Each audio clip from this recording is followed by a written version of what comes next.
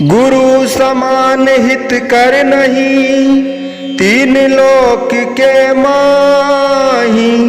कृपा करी सुमत दई, दुर्मत अब कछु नाही।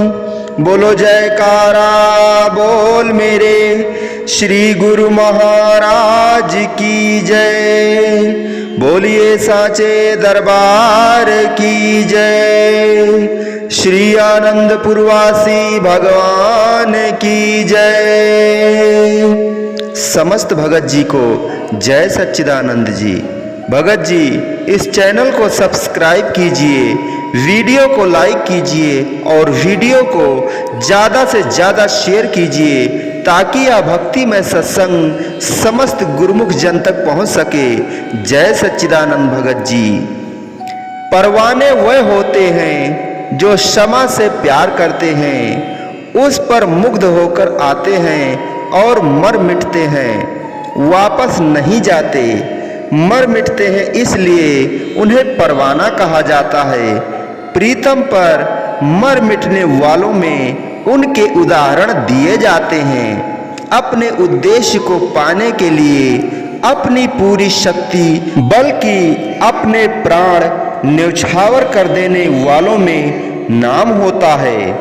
एक सैनिक को उसकी ट्रेनिंग में शिक्षा दी जाती है कि तुमने आगे बढ़ना है और शत्रु पक्ष के योद्धाओं का पूरी शक्ति से सामना करना है। मर जाना पर पीछे नहीं हटना, प्राण दे देने हैं अपने प्रण को पूरा करने के लिए। अब मक्खियां भी जहां तहां देखने में आती हैं। मक्खियां वह होती हैं जो आती हैं और भिनभिनाती हैं तथा चली जाती हैं या इधर उधर चक्कर लगाती रहती हैं। उनके लिए कोई क्षमा नहीं, कोई उनका प्रीतम नहीं। वे तो बिना प्रीतम के ही भटक रही हैं। उनकी कोई खोज नहीं, जैसे परवाना खोज में होता है क्षमा की। संसार में मनुष्य बहुत हैं, लाखों अरबों तो हमारे पृथ्वी मंडल में ही हैं। अन्य लोगों की गिनती कौन बताए। संसार में कथा पाठ और सत्संग प्रवचन भी बहुत हो रहे हैं। इस प्रकार सत्संगी व श्रोता भी बहुत हैं। सत्य के भेदी सत्पुरुषों को ऐसे श्रोता चाहिए जो सत्संग में अपने को मिटा देने को राजी हो, अर्थात परवाना हो, मक्खियों की तरह ना हो। भीड़ वाले श्रोता तो बहुत मिल जाएंगे, परंतु परवानों की तरह स्वयं को अपने प्रीतम पर न्यौछावर कर देने वाले बिरले ही मिलेंगे। वास्तव में जीवित श्रोता या सत्संगी वही होते हैं जो स्वयं को कुर्बान कर सकने की हिम्मत रखते हों। यही जिंदा श्रोता होते हैं, पूर्ण चेतना वाले होते हैं। शेष अर्ध चेतना में तो बहुत मिल जाएंगे।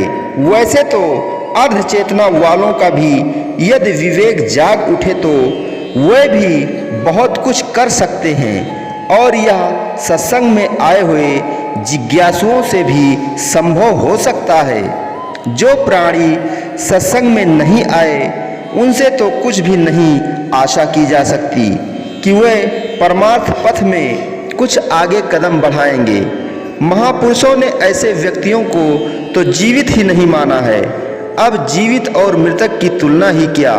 सत्संगी को चाहिए कि वह जिंदा श्रोता बने, अर्ध जीवित अथवा मृतकवत नहीं। जिंदा श्रोता वे हैं जो सुनने के लिए नहीं सुनते बल्कि अपने को आमूल चूल बदलने के लिए सुनते हैं। उनकी जिज्ञासा अपने भीतर क्रांति लाने की होती है, न कि केवल रस्म निभाते रहने की। नाम रतन धन संत पहम, खान खुली घट माही। सेत मेत ही देत हैं, गाहक कोई नाही। नाम रतन धन पाई के, गांठी बाधी न खोल। नहीं पाटन नहीं पारखी, नहीं गाहक नहीं मोल। अर्थात प्रभु प्रेमी साधक को अमृत वेला में प्रभु सुमिरन करके एक बहुमूल रत्न धन संग्रह करना है। यह रत्न धन संत सत्पुरुषों के पास है। उनके घट भीतर नाम का खजाना प्रकट हुआ है, जो कि कृपा करके मनुष्य को बिना मूल ही प्रदान करते हैं।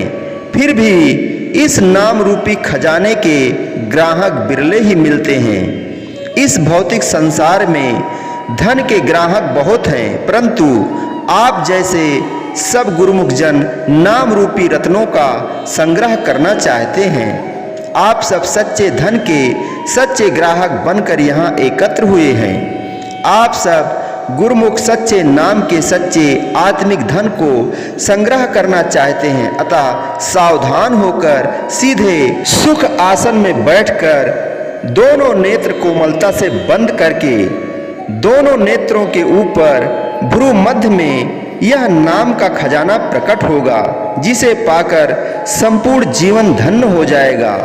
जीवन के सब दुख बंधन कट जाएंगे।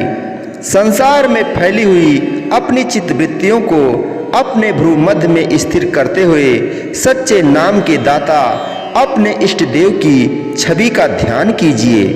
जो सच्चा नाम अपने इष्ट देव प्रभु ने प्रदान किया है, उसका श्वास में आंतरिक सुमिरण करना आरंभ करें। समस्त बाहरी विषयों को भुलाकर इस नाम का सुमिरण निरंतर करते रहें।